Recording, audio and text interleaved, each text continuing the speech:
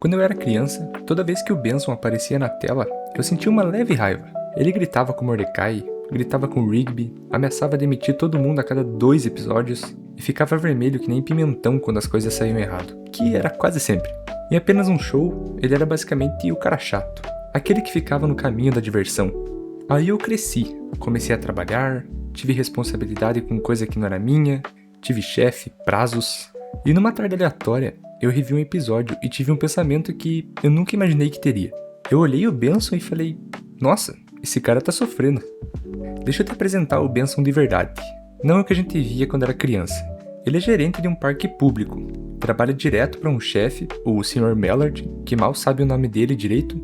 E olha que isso não é forçação de barra. O cara literalmente chamava ele de nomes diferentes em vários episódios. Como se o Benson fosse tão irrelevante que nem valia a pena guardar o nome.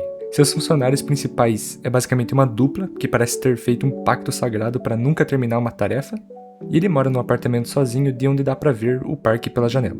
Pô, vê o seu trabalho pela janela da sua casa.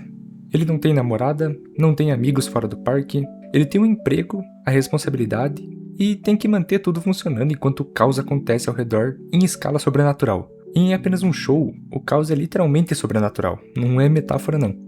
Quando a gente era criança, via o Benson gritando e pensava, pô, que chato. Hoje eu olho pra ele e me pergunto, por que ele ainda tá lá? Tem um episódio chamado Pense Positivo, que na infância era bem engraçado. Benson tentando não gritar e ficando cada vez mais vermelho, quase explodindo por dentro, virou um meme até. Todo mundo riu e tá tudo bem, porque é um desenho. Mas tem uma cena nesse episódio que a maioria das pessoas deixou passar. Quando Benson tenta usar uma fita de autoajuda para controlar a raiva, ele vai para um flashback. Ele era criança, sentado na mesa do jantar, a família toda gritando uns contra os outros, e o Benson ali, pequenininho, tímido e quieto no meio daquele barulho. E ele pede o sal pro pai dele. E o pai dele olha para ele e fala, se você quer alguma coisa nessa vida, você grita. Ou não recebe nada. E pronto, ali tá a origem de tudo. Benson não grita porque é mau caráter. Ele grita porque foi a única linguagem que ele aprendeu que funcionava. Foi literalmente o que formou antes que ele tivesse qualquer escolha sobre isso. E aí você vê um adulto carregando um padrão que nunca pediu pra ter, tentando desesperadamente controlar isso e falhando. Porque segurar uma coisa que foi plantada em você quando você era criança não é bem simples não. Não é só querer mudar. No mesmo episódio, quando ele finalmente explode depois de uma tarde inteira tentando se conter, ele grita com lágrimas nos olhos. E isso é alguém no seu limite. E tem um detalhe que eu acho meio pesado, que o dublador original até desenvolveu enxaqueca e perdeu a voz gravando essa cena. Ele foi tão fundo no personagem que o corpo respondeu. E, pô, isso não é coincidência, tinha algo real ali. Algo que ele encontrou no Benson que vai além de um personagem de desenho animado. E existe um custo invisível em ser a pessoa responsável. E quase ninguém fala sobre isso. Quando você é o irresponsável, o mundo tem uma certa leveza. Você erra, vai lá alguém e resolve. Mas quando você é o responsável, o erro do outro vira o seu problema. O prazo que aquele outro ignorou é você que vai ter que explicar.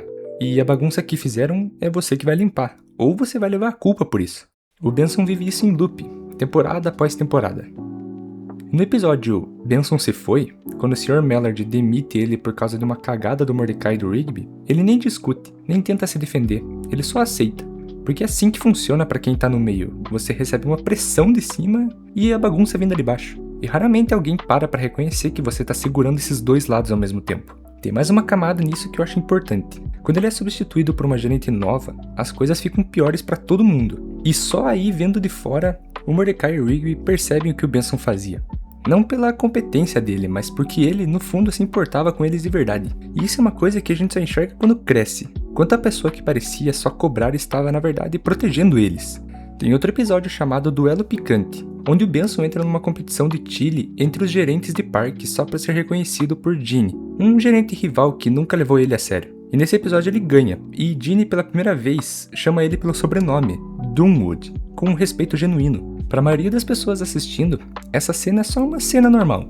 Mas para ele, que passou o tempo inteiro sendo invisível no trabalho, sendo o cara que resolve tudo e não recebe crédito nenhum, ser chamado pelo sobrenome com respeito parece uma coisa muito grande pro Benson.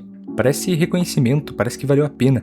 E é exatamente aí que o Benson deixa de ser um personagem de um desenho e começa a ser um espelho. Ele não quer poder, nem fama, só quer ser reconhecido. Quer que o trabalho que ele faz todo dia valha alguma coisa aos olhos de alguém. Isso é o que qualquer pessoa que já chegou em casa depois de um dia pesado, olhou pro teto e ficou se perguntando se alguém tinha notado que você se esforçou.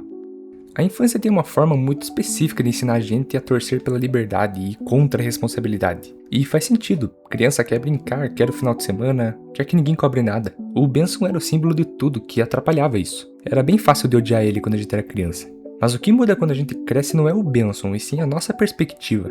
Você começa a entender o que é carregar um peso que não é reconhecido, o que é ter aprendido a reagir de um jeito que te atrapalha, mas foi o que te ensinou a sobreviver, ou o que é trabalhar com pessoas que não enxergam o que você enxerga, e ainda assim não abandonar o barco. Quando você assiste isso, o Benson para de ser um obstáculo da história e começa a ser a parte mais humana dela.